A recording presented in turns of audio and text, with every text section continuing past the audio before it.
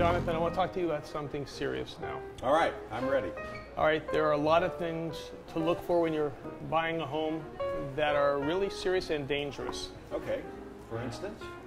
Black mold. Black mold. Black mold. So the other day someone asked me to take a look at something before they sold their house and asked me if they needed to remediate it before they sold it. Right. And I looked at it and said, hey, you need to get an expert in here. You have a lot of liability. Right. You don't know what it is, but you know there's mold there.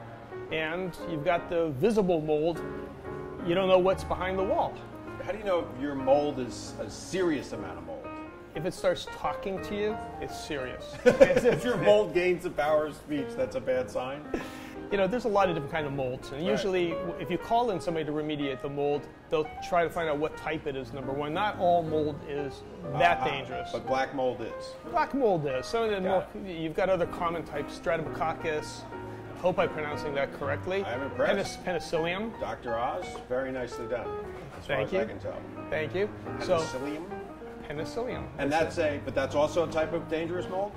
All molds. Less so. It depends on how sensitive you are to mold. I had one client that they were an actor. Their whole acting career stopped. They became deathly ill. They didn't know what it was at the beginning. They got chronic fatigue. They had watery eyes, hay fever symptoms. Chronic fatigue, watery eyes. I feel that way every Monday morning. I could tell some days, you know. Yeah. But this was for a different reason. He was so ill. Right. He was getting memory loss. Wow. Couldn't function, and his life completely came to a stop. He didn't know what it was, and they discovered that it was mold. Right. Later on, he had to build a recording booth, and it had to be done with not only checking for mold, it gave him such a sensitivity to other things that it had to be built with no toxins whatsoever. You needed to make sure that he wasn't allergic to anything in the construction of the booth. Right. So it is a pretty serious subject.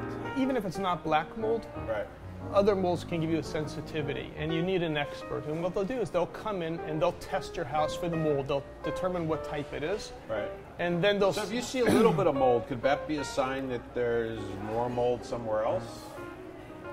Absolutely. A lot of times you'll see a little bit of mold in the shower, and you can get rid of a lot of mold just by using Clorox or something of the sort that kills mold, believe it or not. But if A&E wants to shoot like a mold, believe it or not, documentary in your bathroom, then you might have a problem. If it starts to walk, talk, yes, then you've got it. All right. So they'll come in, they'll test the mold, and they'll test what is the count before and after, because after it gets remediated, they'll test again to see if it's completely gone. So remediated means taken care of. Taken care Removed. of. Yes, and there's a lot of different ways to do it, but a lot of times if it's something real serious, they'll come in white suits and masks. Wow. Yeah, it can be... Oh my, sort of like a science fiction movie. Like E.T. And you're living in there, they come in to clean it, they're in these white suits, you were living in there just... It gets so bad that even afterwards, they'll take the furniture, like your couches, they'll remove the covers. If it was in your closet, for example, your clothes all have to go out and be dry cleaned. Well, they're not going to be able to do that with my Aunt Celia.